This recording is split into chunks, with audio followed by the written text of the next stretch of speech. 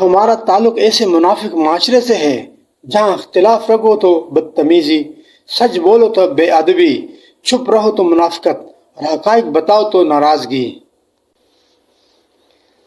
بہت سے کام کرنے والے شخص سے وہ شخص بہتر ہے جو کوئی ایک کام مسلسل کر رہا ہے۔ وقت سب سے بڑا استاد ہے جو زندگی کے وہ سبق بھی سکھا دیتا ہے جو کوئی استاد نہیں سکھا پاتا۔ انسان مفت کی چیز کو ہمیشہ کم سمجھتا ہے۔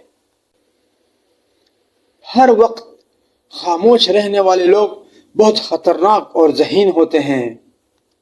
جو لوگ جھوٹ بولتے ہیں وہ بات کرتے وقت اوپر نیچے دیکھتے ہیں۔ زندگی میں سب سے زیادہ بے بس ہم تب ہوتے ہیں جب ہم چاہ کر بھی اپنے آپ کو ثابت نہیں کر پاتے۔ منافقوں کے ہجوم میں ایک وفادار اور مخلص کا ہونا ضروری ہے جو آپ کے مشکل وقت میں کام آ سکے۔ مسکرائیں تاکہ مسائل حل ہوں اور خاموش رہیں تاکہ مسائل پیدا ہی نہ ہوں۔ مزاج کے خلاف کی گئی بات پر مسکرا دینا لڑنے سے بہتر ہے۔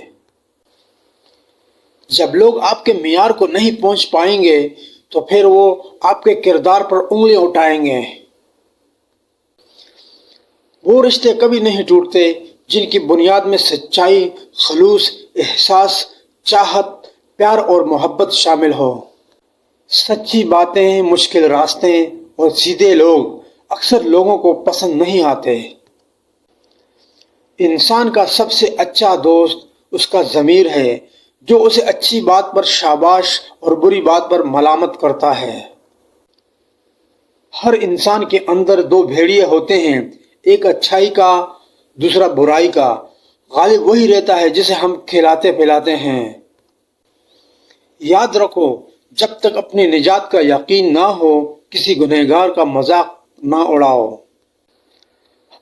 حضرت علی رضی اللہ تعالیٰ عنہ نے فرمایا، جب کوئی پریشانی نہ حل ہو رہی ہو اور نہ ہی ختم ہو رہی ہو تو آپ استغفار کی کثرت کر لیں، مشکل ختم ہو جائے گی۔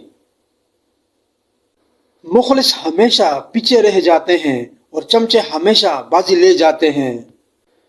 ہمیشہ مخلص لوگوں سے رشتہ جوڑو کیونکہ وہ اچھے دنوں میں سرمایہ اور برے دنوں میں محافظ ہوتے ہیں۔ اگر خوش رہنا چاہتے ہو تو نہ کسی سے امید رکھو اور نہ شکوہ کرو۔